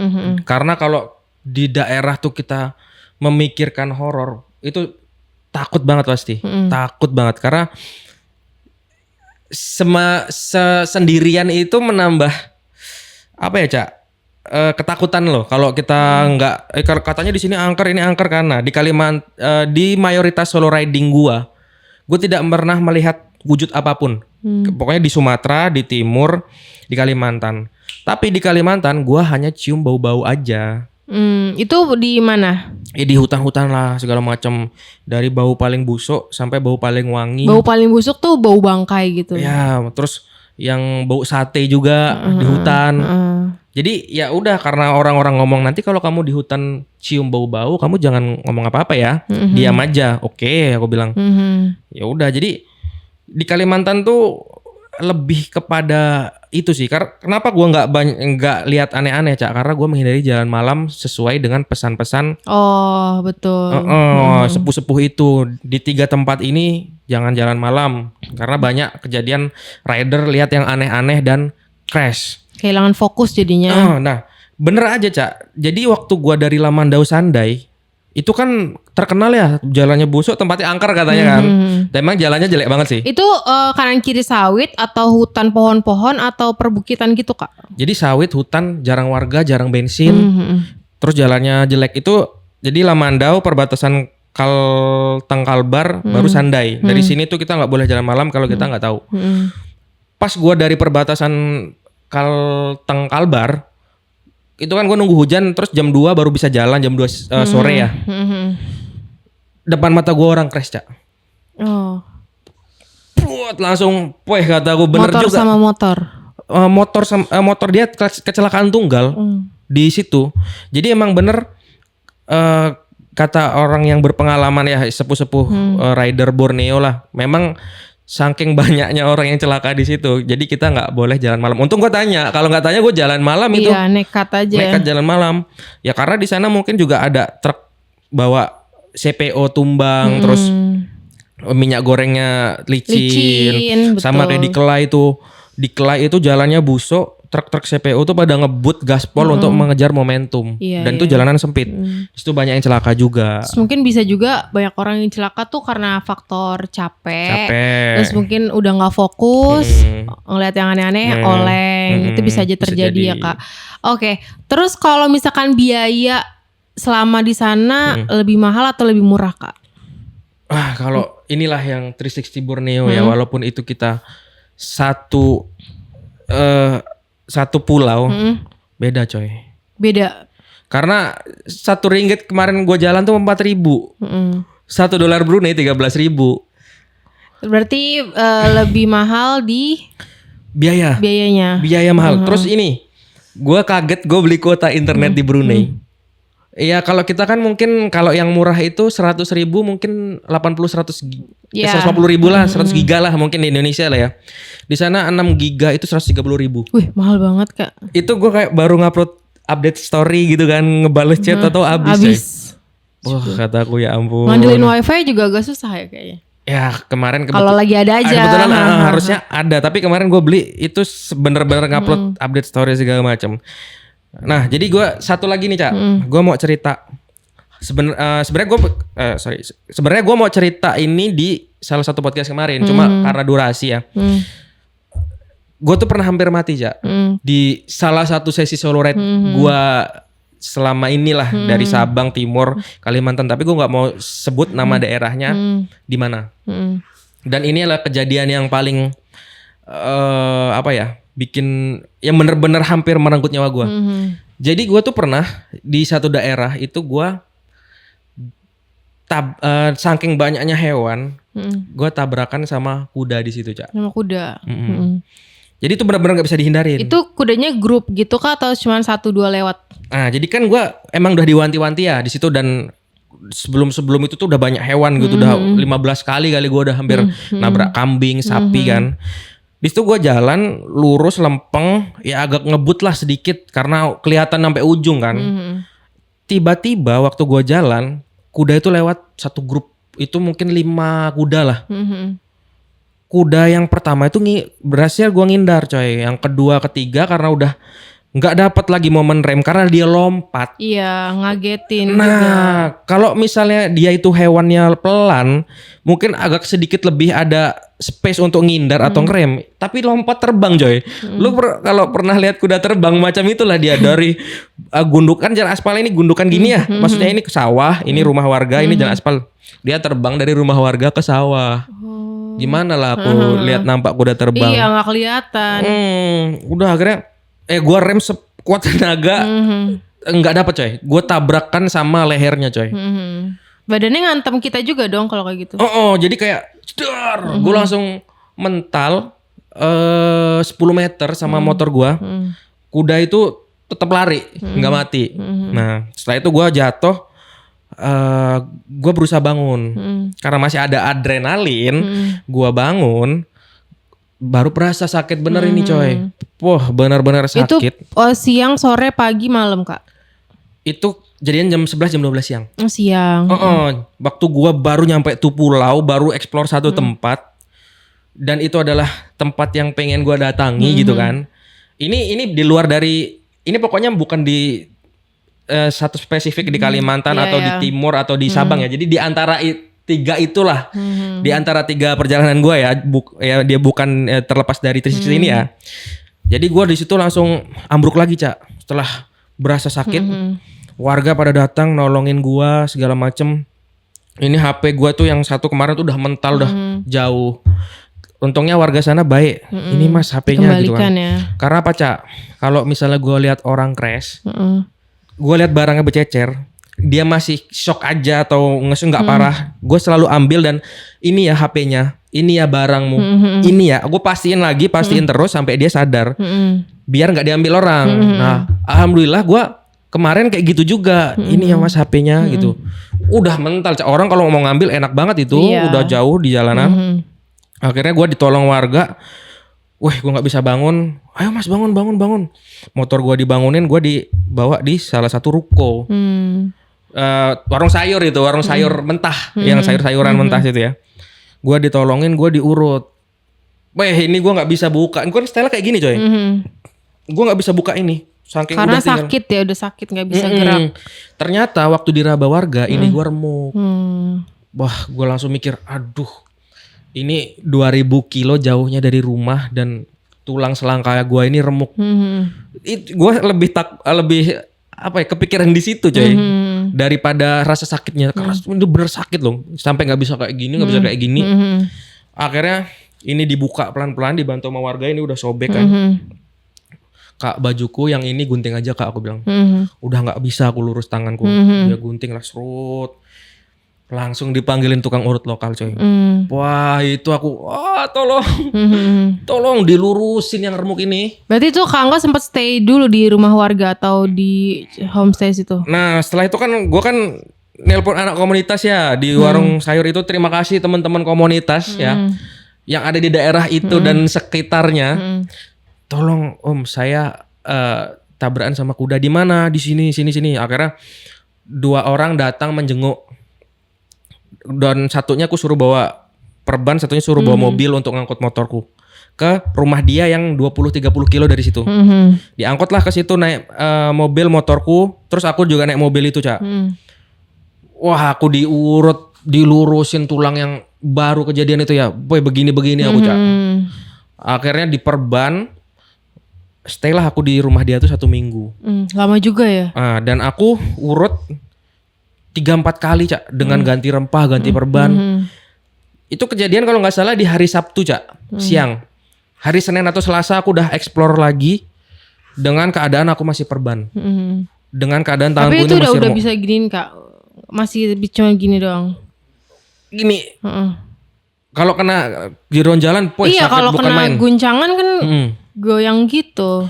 Itu gue udah explore di hari ketiga atau hari keempat, Senin atau Selasanya lah. Gue explore keliling, ditemenin sama om-om yang ada di sana. Terima kasih banget. Akhirnya setelah 1 minggu, gue pulang ke Jakarta dengan kondisi ini masih remuk, nggak bisa tidur miring, nggak bisa aneh-aneh. 2000 kilo Cak gue riding. Karena bukannya apa-apa ya teman-teman ya. Karena gue tuh punya keinginan kuat, gue harus sampai. Dan kalau gue ke rumah sakit gue dipen, pasti disuruh pulang. Dan gue nggak bisa riding. Iya, harus recovery. Ya tapi gue bersyukur ya Cak. Alhamdulillah gue 3 bulan setelah itu gue normal lagi. Normal lagi, bener-bener. Setelah diurut 4 kali itu, gue tuh bisa riding dan untung aja nggak bengkok. Ini lurus lagi loh. Bener-bener kruk. Dan itu kejadian ini nggak bikin Kak Angga kapok ternyata ya. Ya gimana? mau kapok, sedangkan inilah hal yang kucintai gitu loh. Iya. Yang penting jangan sampai mencelakai orang aja gitu Iya, loh. iya, iya. Oh ya, dan apa tau Cak? Gue ketemu orang-orang situ Cak. Gue dibilang apa? Beruntung kamu. Beruntung. Kenapa? Di sini yang tabrakan sama kuda 80-90%-nya pasti meninggal. Pasti meninggal ya. Jadi saking banyaknya kasus hewan dan manusia di situ, sampai warga lokal itu bilang gue tuh beruntung.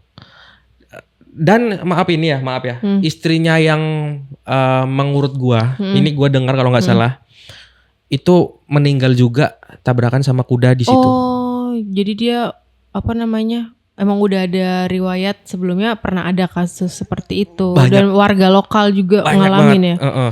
Dan kuda itu kalau ditabrak motor, bukan kudanya yang mati, motornya yang mati coy. Biasanya karena saking kuat dan berototnya tuh kuda ya. Dan biasanya kuda tuh juga mereka bisa ada berontaknya kayak nginjek-nginjek. Nah, itu kata warga. Kalau gua kemarin nabrak lehernya aja, entah mungkin dia dalam kondisi terbang atau gimana, itu masih tinggian punggungnya daripada helm gua. Itu masih beruntung gua nabrak leher mental. Kalau gua nabrak badan jatuh di situ, rombongan belakangnya pasti nginjek-nginjek. Yes. Kita bisa makin parah, makin apa ya? Mungkin cederanya bisa jauh lebih parah. Dari itu. Dan gua sampai gini. Oh susah tarik napasnya Kak. Sakit napasnya coy.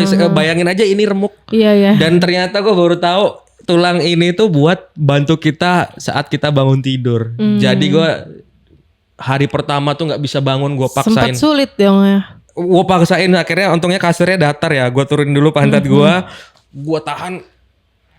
Wah, benar. Iya kan buat tumpuan kita bangun. Iya sih sini. Sini ya. Lah kejadian salah satu hal yang gue hampir mati, tapi gue baru bisa cerita sekarang lah gitu. Wah, berarti semua sangat beresiko ya. Nah ini yang di 360 Borneo ada nggak Kak hal-hal seperti itu yang Kak Angga alamin?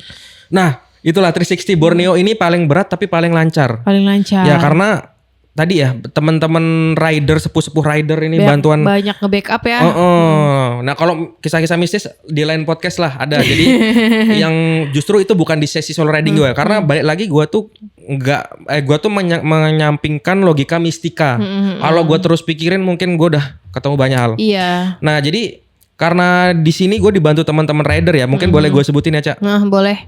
Ya gue berterima kasih kepada Om Andra Bells yang ada Father and Son Rider yang udah bantu gua awal 360 Borneo ngasih wejangan. Terus Om Yardi, beliau itu adalah mentor gua satu Borneo sehingga gua aman, selamat, nggak lihat setan, nggak lihat buyang, nggak kepuhunan atau segala macam ya. Nah jadi terus ada Om Mariadi dan Om Tanu di Sambas ya. Om Tanu udah bantu gua sampai dari Sambas ke Temajo sampai ke border. Ya, terus ada Om Lani di Kota Lundu di Malaysia di Sarawak, terus Presiden BIBB Om Ramli, Pak Ramli dan seluruh member BIBB Borneo Island Big Biker. Terima kasih luar biasa baik ya. Terus Om Hussein dan Om Saiful di Kota Sibu. Terima kasih juga. Terus ada Om Muas tentunya. Thank you Om Muas. Om Muas nih berjasa banget juga selama perjalanan di 2 negara tersebut ya. Di Brunei di Brunei lah itu keluar masuknya. Thank you banget Om Muas. Terus ada Om Nobi di Kota Kinabalu, terus ada Om Net di Lahadatu ya. Beliau itu adalah rombongan pencari pahala pertubuhan fan jenazah lah dan teman-teman di Lahadatu. Terus Om Zek tentunya yang udah menyeberangkan banyak manusia yang tak bisa terhitung. 360 dari mancanegara termasuk Indonesia. Solo rider senior beliau bantu ya.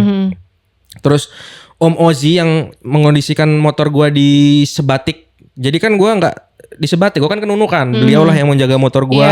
Ya dan teman-teman YVCI Sebatik, beliau ini YVCI ya. Terus Om Adi di Nunukan dan teman-teman YVCI, ya gue selalu banyak ketemu teman YVCI nih. Thank you teman-teman YVCI seluruh Indonesia tentunya. Terus Om Edo di Tanjung Selor, Om Dadang di IKN. Terus Om Iwan di Balikpapan ya.